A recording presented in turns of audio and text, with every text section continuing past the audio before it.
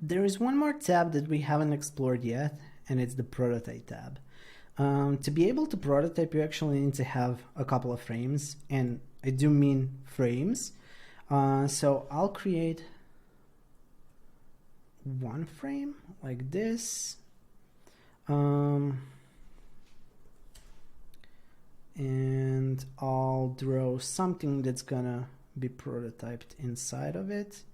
So let's say that this is this circle, and we want to move this circle to the bottom once we click somewhere in this first frame. So let's move on to the prototype tab. Let's let Figma know that we want to do something when someone clicks on this little icon in here, or you can make it the entire frame. It really depends on what you want. Then drag it to where you want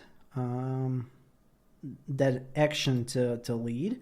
So for example, if someone clicks on this little circle that we have on top, on tap or on drag, while hovering, while pressing, you can choose what the action is and what the trigger is going to be that's going to start the interaction.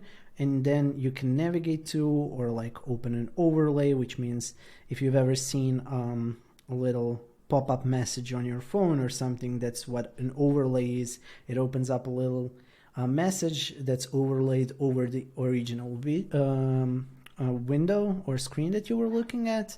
You can also move back and so on. I won't go into details in here. I just want to simply explain what prototyping means and how you can use it. If you want to learn how to really animate and prototype in Figma, take a look at our Advanced Figma course.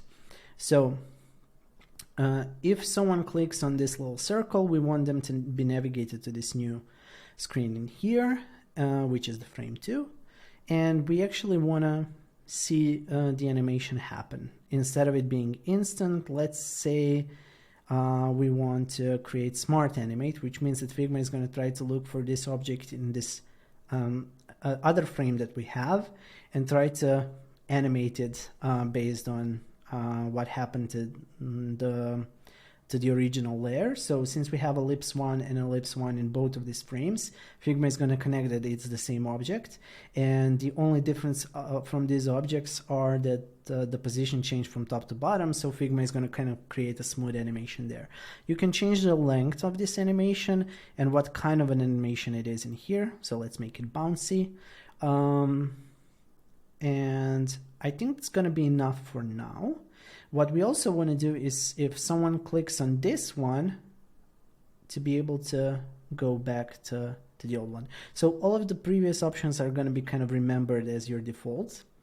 And you can also decide where you want to preview this prototype. It's kind of best to either use a device that has the similar width and length of the frame that you've used, or just use none. And yeah, I think we're ready to demonstrate what the prototype does. You can always demo it by clicking on the little present option on the top. So let's give it a couple of seconds for the prototype to load. I'm gonna go in here. You can see how my cursor changed, and it's letting me know that this is clickable, and I can bounce it up and down.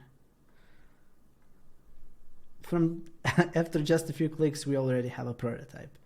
You can also share that prototype with other people in your file. By default, they're going to be able to see it unless you make them only, or they can only see prototypes, but maybe they can't see the file. And you can also copy the link to the prototype and share it with someone else, which is really good for usability tests. When it comes to prototyping, it doesn't have to be just the position. You can also change the color of something. So let's try it out as well. It's always going to refresh when you do some big changes. I'm going to see the change happen. So it's really fun to play around with it. And it's not hard to create really fun little prototypes in Figma really quickly with just a couple of clicks. So take advantage of the prototype tab try to make it look as realistic to what you actually want the original product to look like. And you can use prototypes to demonstrate better to clients what you meant, demonstrate better to the team what you meant, to let the developers know how you see some things react when there's some kind of an interaction.